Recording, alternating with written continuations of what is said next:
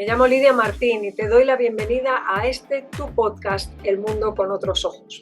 Como sabes, soy psicóloga, atiendo a personas desde hace más de 20 años y me he especializado en crear contenido que ayude a, por una parte, entender de manera simplificada muchos conceptos de psicología que pueden hacernos la vida más fácil, pero por otro lado, a explicar esas cuestiones desde un punto de vista renovado y distinto.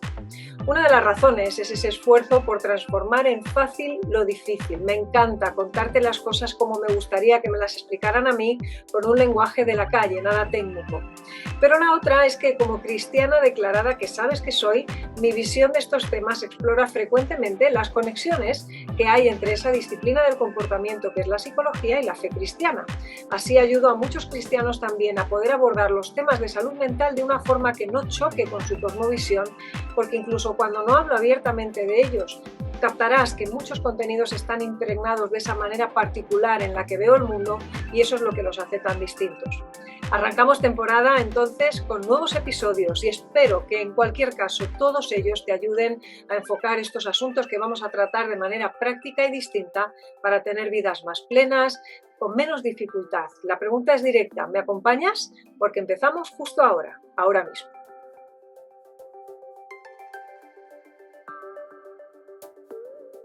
Bienvenidos al episodio número 74 de El Mundo con Otros Ojos. Hoy quiero hablarte del cáncer de la autoexigencia.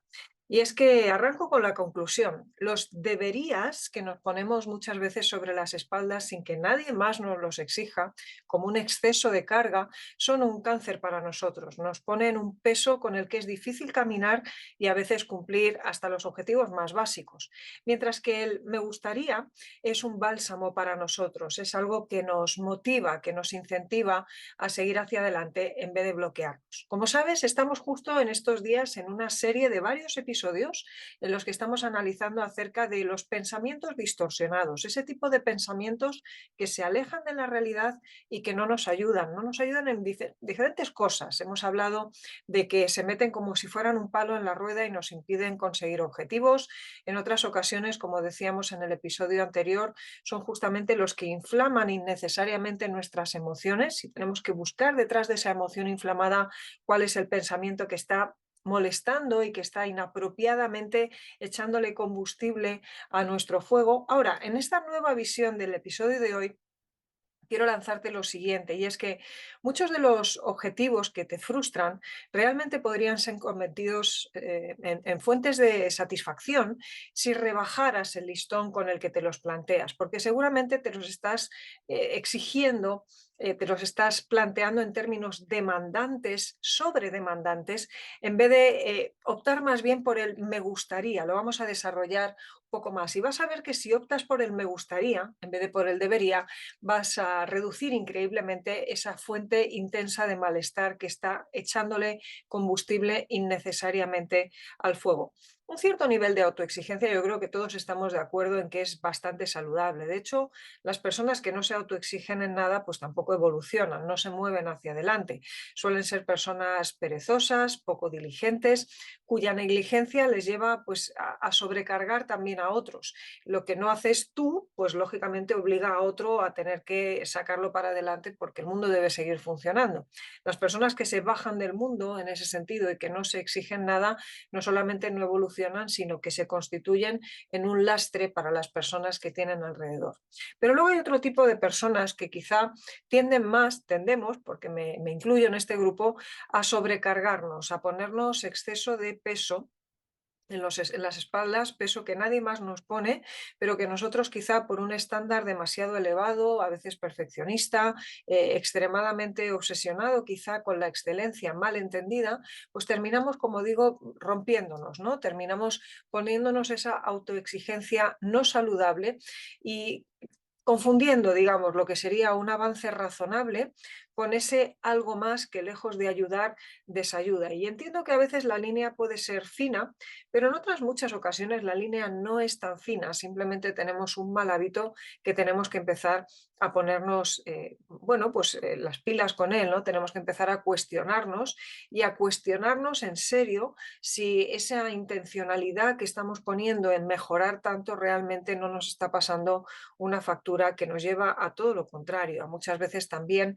por agotamiento terminar siendo mediocres. ¿Cómo sé que me estoy pasando? Esta será una pregunta que quizá te estás haciendo bueno, pues no resulta siempre fácil, como digo, distinguir el nivel de exigencia que puede ser saludable del que no lo es, pero hay algo que nos resulta muy clarificador y es un nivel saludable de exigencia nos lleva a movernos en una línea positiva, nos ayuda a conseguir objetivos, nos ayuda a tener una emocionalidad sana, nos ayuda a relacionarnos mejor, nos ayuda a descansar por la noche, de hecho no trae enfermedad ni psicológica ni física a nuestro cuerpo y como esas podríamos mencionar otras cosas, ¿no? Sin embargo, cuando hemos cruzado la línea de lo pernicioso, cuando nos hemos empezado a poner cargas exageradas, ahí nos damos cuenta de que ninguna de estas cosas está funcionando y entonces a los hechos de nuevo nos tenemos que remitir.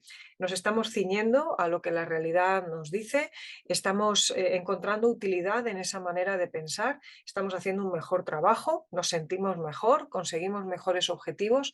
La realidad es que si a nadie impondrías lo que te estás autoimponiendo tú, esa es una señal casi inequívoca de que verdaderamente has cruzado la línea. Hay cosas que nunca le diríamos a alguien. Imagina, por ejemplo, una persona que está en un proceso de duelo.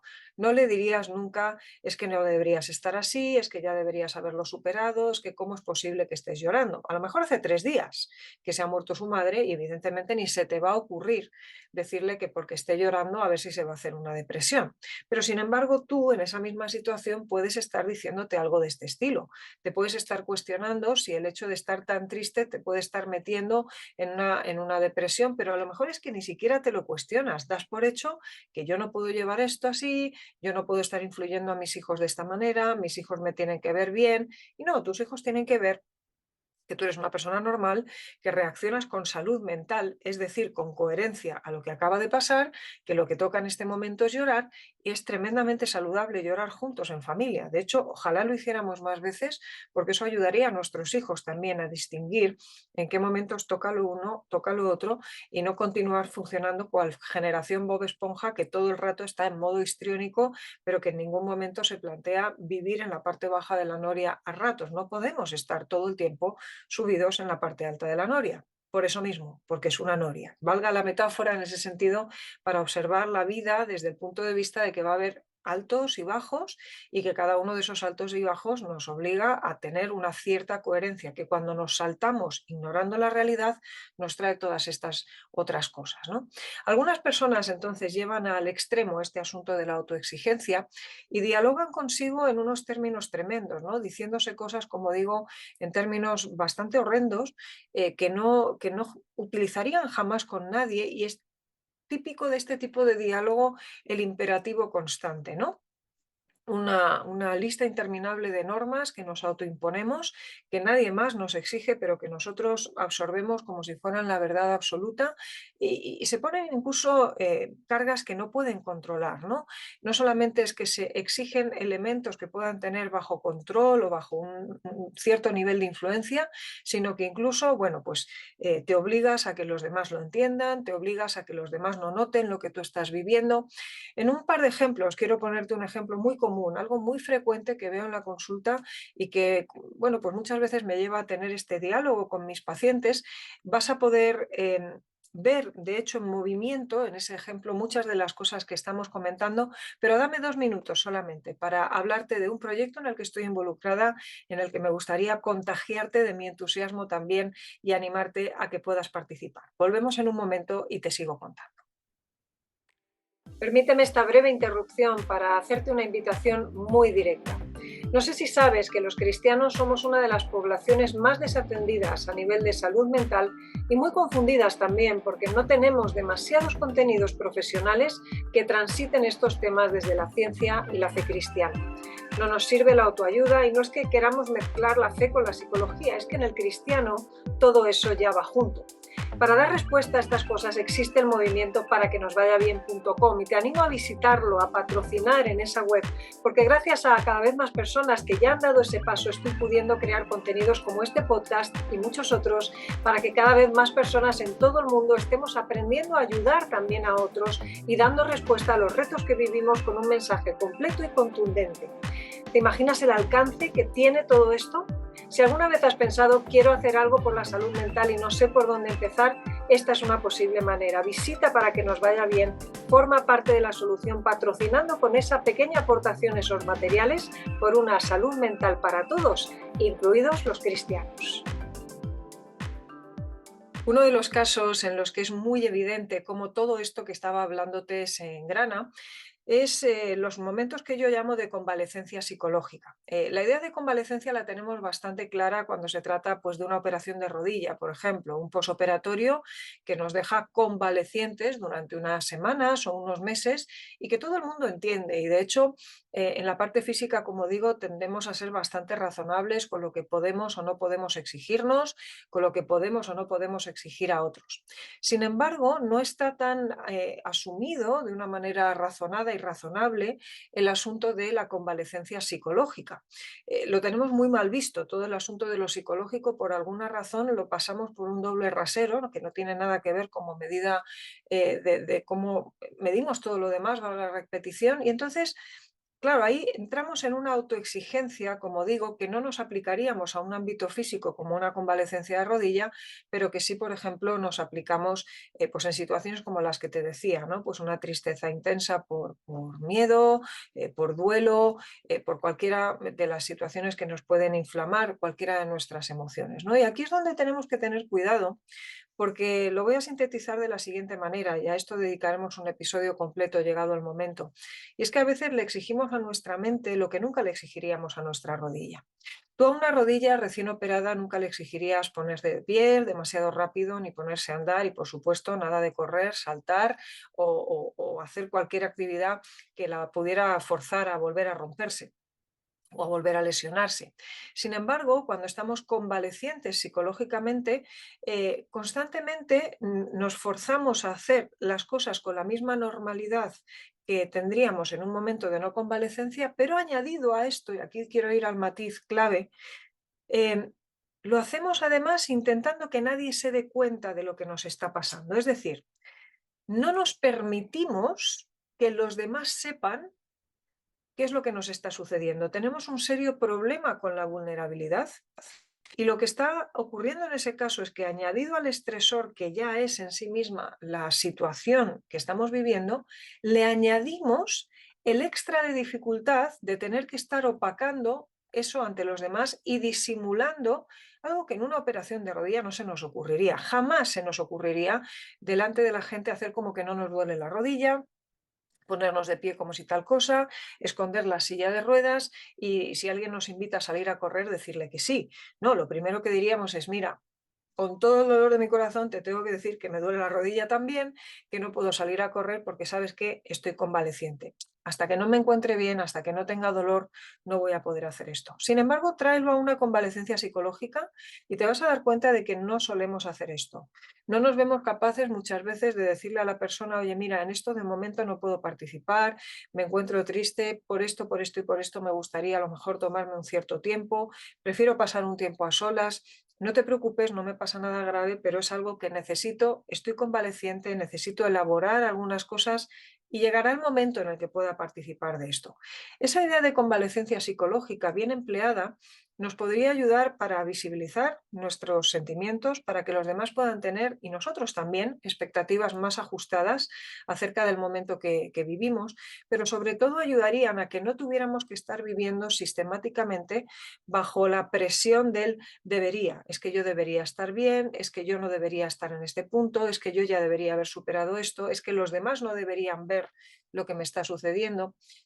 Y esa vulnerabilidad, como digo, al perdérnosla, nos perdemos también lo que sería el bálsamo en nuestra vida, de empezar a plantearlo en términos mucho más prácticos y más eficaces para toda una salud psicológica y física integral, en términos de me gustaría. cómo me gustaría tener esto superado, pero todavía no lo tengo, cómo me gustaría poder saltar o correr, pero todavía estoy convaleciente, cómo me gustaría poder disfrutar de una fiesta, pero todavía no me siento capaz, dame ese espacio de tiempo, lo necesito. Así que si te expresas hacia ti mismo en términos de deberías, vas a notar que hay una especie de cáncer que se propaga a nivel de malestar que puedes fácilmente evitar cuando consideras el hablar contigo mismo en términos de misericordia y de gracia, la misma, ni más ni menos que aplicarías hacia los demás. Esas otras personas nunca van a escuchar de ti ciertas cosas que posiblemente te estás diciendo a ti mismo y que te están poniendo palo en la rueda constantemente. Como recordarás, hace 2 episodios hablábamos de esto, de lo que significaban esos pensamientos que nos obligan a entrar en bucle y no nos ayudan a avanzar. Y como ves, todos estos tipos de tips que estamos mencionando, estas formas de detectar pensamientos distorsionados, están tremendamente relacionados unos con otros, de manera que el no debería o el sí debería está vinculado tremendamente a uno de esos palos de rueda que usamos con frecuencia. Son pensamientos que no nos ayudan, que no nos resultan útiles, que no nos mueven hacia adelante en la línea de conseguir objetivos. Si no se lo exigirías a otro, entonces no lo hagas contigo mismo. No utilices ese doble rasero, ese doble estándar, ni le exijas a tu mente lo que nunca le exigirías a tu rodilla. Recuerda entonces esta nueva visión. Muchos de los objetivos que te frustran serían fuente de satisfacción si simplemente cambiaras el debería por el me gustaría, si bajaras ese poquito el listón que te permitiera plantear lo que te encantaría que pasara en términos de eso mismo, de un deseo, pero no de esa exigencia que casi funciona a modo de latigazo sobre tu estado de ánimo, que te bloquea, que te impide avanzar y que al final es fuente constante de malestar en vez de bienestar en tu vida.